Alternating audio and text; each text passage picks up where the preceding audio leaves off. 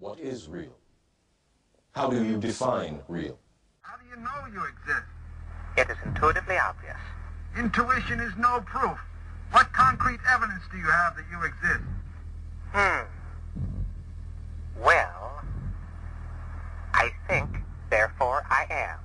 That's good. That's very good. But how do you know that anything else exists? My sensory apparatus reveals it to me. Ah, right. This is fun. Now listen. Here's the big question. How do you know that the evidence your sensory apparatus reveals to you is correct?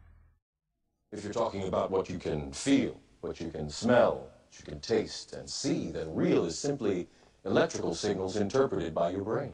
What I'm getting at is this. The only experience that is directly available to you is your sensory data. And this sensory data is merely a stream of electrical impulses that stimulates your computing center. In other words, all that I really know about the outside world is relayed to me through my electrical connections. Exactly.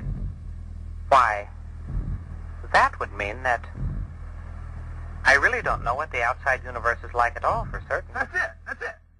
So we're really like blind people groping around with these feeble little senses to determine what reality is. Make sense of the world only if we base the world on consciousness. World is made of consciousness, world is consciousness, consciousness is the ground of it. Quantum physics makes this as clear as daylight. If you want to see fear in a quantum physicist's eyes, just mention the words, the measurement problem. The measurement problem is this: an atom only appears in a particular place if you measure it.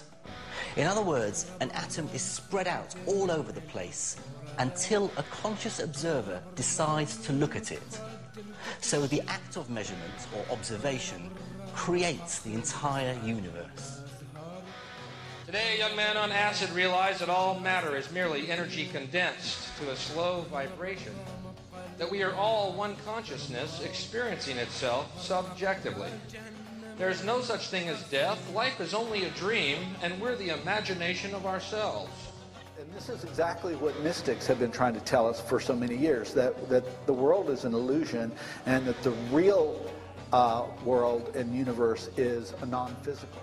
Shamans see the universe as made of primal vibrational stuff.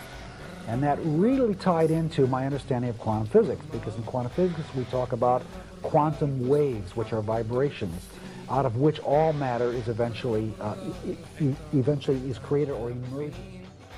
Atoms are not just unimaginable, they're self-contradictory. They behave both like particles and waves. And it gets weirder. When you're not looking at an atom, it behaves like a spread out wave. But when you look to see where it is, it behaves like a particle. And one of the basic assumptions of quantum physics is the quantum wave nature of all matter.